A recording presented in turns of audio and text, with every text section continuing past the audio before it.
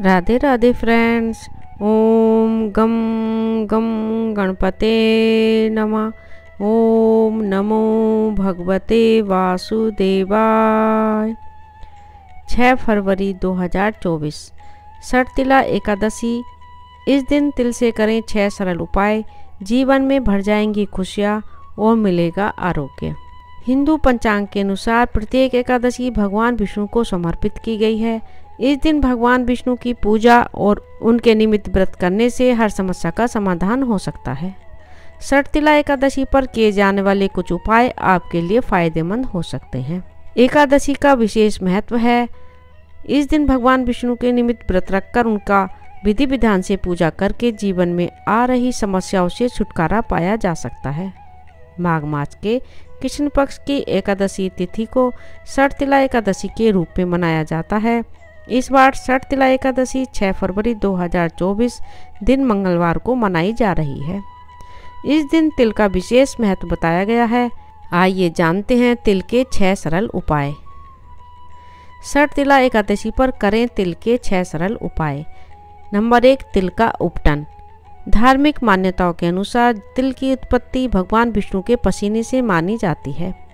इस दिन तिल को कूटकर उसका उपटन बनाकर लगाने से सौंदर्य में निखार आता है और त्वचा संबंधी समस्याओं से छुटकारा मिलता है।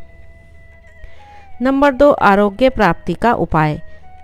ऐसा कहा जाता है कि षटतिला एकादशी के दिन अगर आप पानी में सफ़ेद या काले तिल डालकर स्नान करते हैं तो आपको आरोग्य की प्राप्ति होती है। इसके अलावा आपकी आध्यात्मिक ऊर्जा में वृद्धि होती है। नंबर 3, जन्म मरण के बंधन से मुक्ति। धार्मिक ग्रंथों के अनुसार जो व्यक्ति षटतिला एकादशी के दिन तिल मिले पंचामृत से भगवान विष्णु का अभिषेक करते हैं उन्हें जन्म मरण के बंधन से मुक्ति प्राप्त होती है। नंबर 4, शनि और राहु केतु की शुभता का उपाय। ज्योतिष शास्त्र के अनुसार षटतिला एकादशी के दिन तिल का दान दुख, दर्द और दरिद्रता को दूर करता है। इसके अलावा इस दिन काले तिल से तर्पण करने पर पितरों का आशीर्वाद प्राप्त होता है। साथ ही शनि, राहु और केतु के दुष्प्रभाव से मुक्ति मिलती है। सेहत के लिए उपाय। षटतिला एकादशी पर तिल का सेवन करना सेहत के लिए फायदेमंद होता है। इससे किसी तरह की बीमारी आपको पकड़ नहीं सकती है। नंबर 6, दूर होगी नकारात्मक ऊर्जा। जो व्यक्ति षटतिला एकादशी पर तिल से आहुति देता है उसके घर में सकारात्मक ऊर्जा का संचार बढ़ जाता है, नकारात्मकता दूर हो जाती है। इसके अलावा ऐसा करने से घर में सुख समृद्धि और शांति में वृद्धि होती है। एकादशी के दिन घर ले आए एक चीज़, बन सकते हैं धनवान। माघ मास के कृष्ण पक्ष की षटतिला एकादशी इस बार 6 फरवरी दिन मंगलवार को पड़ने वाली है। इस दिन भगवान विष्णु की पूजा का विधान है। इस दिन भगवान विष्णु और माँ लक्ष्मी से जुड़ी एक वस्तु घर में लाने का भी विधान है। इस दिन कौन सी एक ऐसी चीज़ लाएं जिससे घर में लक्ष्मी जी का वास हो। षटतिला एकादशी के दिन कौन सी चीज़ घर लानी चाहिए। माँ लक्ष्मी और भगवान विष्णु से जुड़ी एक वस्तु का वर्णन मिलता है जिसे एकादशी के दिन घर लाने से श्री हरि नारायण और माँ लक्ष्मी की कृपा प्राप्त होती है और साथ ही घर में शुभता का आगमन होता है। वह वस्तु है नारियल, जिसे श्रीफल भी कहते हैं। षटतिला एकादशी के दिन बाजार से एक नारियल खरीदकर घर में अवश्य लाना चाहिए और उस नारियल को भगवान विष्णु की पूजा में रखने के बाद तिजोरी में रखना चाहिए। षटतिला एकादशी से एक दिन पहले नारियल ले आएं और उसे मंदिर के पास रख दें। फिर इसके बाद नारियल को एकादशी के दिन गंगा जल से पवित्र कर लें और भगवान विष्णु की पूजा के दौरान स्थापित करें। इसके बाद षटतिला एकादशी का व्रत संपन्न हो जाने के बाद द्वादशी के दिन इस नारियल को लाल कपड़े में लपेटकर घर की तिजोरी में रख दें। ऐसा कहा जाता है कि ऐसा करने से घर की आर्थिक स्थिति बेहतर बनती है और घर में धन का आगमन होता है, आर्थिक समस्याएं दूर हो जाती हैं और माँ लक्ष्मी का साक्षात वास घर में होता है। भगवान विष्णु का सानिध्य प्राप्त होता है और घर में सकारात्मकता का प्रवेश होता है। षटतिला एकादशी की व्रत कथा। युधिष्ठिर ने श्री कृष्ण से पूछा, भगवान माघ मास के कृष्ण पक्ष में कौन सी एकादशी होती है, उसके लिए कैसी विधि है तथा उसका फल क्या है। कृपा करके ये सब बातें हमें बताइए। श्री भगवान बोले, नृपश्रेष्ठ, माघ मास के कृष्ण पक्ष की एकादशी सटतिला के नाम से विख्यात है, जो सब पापों का नाश करने वाली है। मुनि श्रेष्ठ पुलत्स्य ने इसकी जो पापहारिणी कथा दालभ्य से कही थी उसे सुनो। दालभ्य ने पूछा, ब्राह्मण, मृत्युलोक में आए हुए प्राणी प्राय पाप कर्म करते रहते हैं, उन्हें नरक में न जाना पड़े, इसके लिए कौन सा उपाय है, बताने की कृपा करें।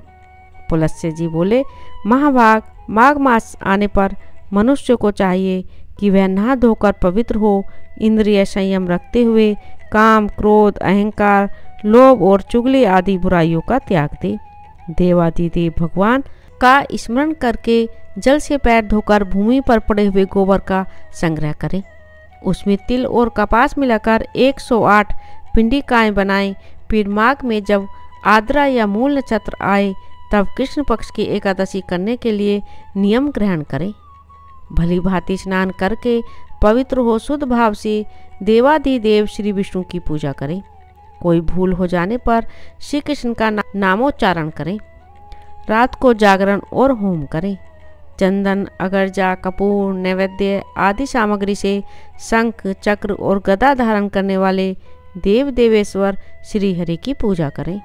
तत्पश्चात भगवान का स्मरण करके बारंबार श्री कृष्ण का नाम उच्चारण करते हुए कुम्हेड़े, नारियल अथवा बिजोरे के फल से भगवान को विधि पूर्वक पूज कर अर्घ्य दें। अन्य सब सामग्रियों के अभाव में 100 सुपारियों के द्वारा भी पूजन और अर्घ्य दान किए जा सकते हैं। अर्घ्य का मंत्र इस प्रकार है, सच्चिदानंद स्वरूप श्री कृष्ण, आप बड़े दयालु हैं, हम आश्रयहीन जीवों के आप आश्रयदाता होइए। हम संसार समुद्र में डूब रहे हैं, आप हम पर प्रसन्न होइए। कमल नयन, विश्व भावन, सुब्रह्मण्यम महापुरुष सबके पूर्वज, आपको नमस्कार है। जगतपते, मेरा दिया हुआ अर्घ आप लक्ष्मी जी के साथ स्वीकार करें। तत्पश्चात ब्राह्मण की पूजा करें, उसे जल का घड़ा, छाता, जूता और वस्त्र दान करें। दान करते समय ऐसा कहें, इस दान के द्वारा भगवान श्री कृष्ण मुझ पर प्रसन्न हों। अपनी शक्ति के अनुसार श्रेष्ठ ब्राह्मण को काली गौ का दान करें। द्विश्रेष्ठ विद्वान पुरुष को चाहिए कि वह तिल से भरा हुआ पात्र भी दान करे। उन तिलों के बोने पर उनसे जितनी शाखाएं पैदा हो सकती हैं, उतने 1000 वर्षों तक वह स्वर्गलोक में प्रतिष्ठित होता है। तिल से स्नान होम करे, तिल का उपटन लगाए, तिल मिलाया हुआ जल पिए, तिल का दान करे और तिल को भोजन के काम में ले। इस प्रकार हे नृपश्रेष्ठ, 6 कामों में तिल का उपयोग करने के कारण यह एकादशी सटतिला एकादशी कहलाती है, जो सब पापों का नाश करने वाली है। राधे राधे।